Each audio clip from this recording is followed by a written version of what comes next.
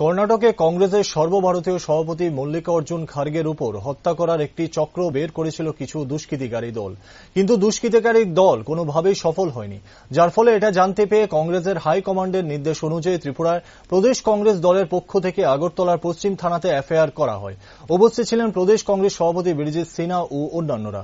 ওইদিন এফআইআর করার পর সাংবাদিকদের মুখোমুখি হয়ে কংগ্রেসের সভাপতি বলেন, যেসব দুষ্কৃতিকারীরা এই চক্রান্তের সাথে জড়িত এবং যারা সর্বভারতীয় কংগ্রেস সভাপতির উপর আক্রমণ করার পরিকল্পনা করেছিল তাদের বিরুদ্ধে পশ্চিম থানাতে এই এফআইআর করা হয়।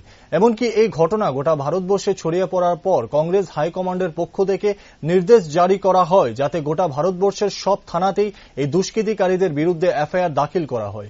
সেই হিসাবে কংগ্রেস দলের বিভিন্ন সংগঠনের পক্ষ থেকে গোটা ভারতবর্ষের বিভিন্ন রাজ্যের থানার সাথে ত্রিপুরা রাজ্যের বিভিন্ন থানাতেই এই চক্রান্তকারী দুষ্কৃতীদের বিরুদ্ধে এফআইআর করা হয়। আশা করা যায় যে পুলিশ দ্রুত ব্যবস্থা গ্রহণ করবে ও দুষ্কৃতিকারীদের শাস্তি প্রদানের ক্ষেত্রে মুখ্য ভূমিকা পালন করবে।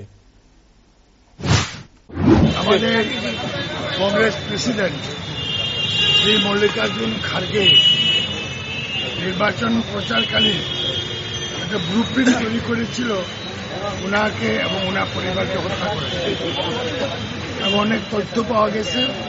এই তথ্যের ভিত্তিতে ভারতের সব থানাতে আমরা বিভিন্ন সংগঠন থেকে আমরা এফআইআর লঞ্চ করেছি।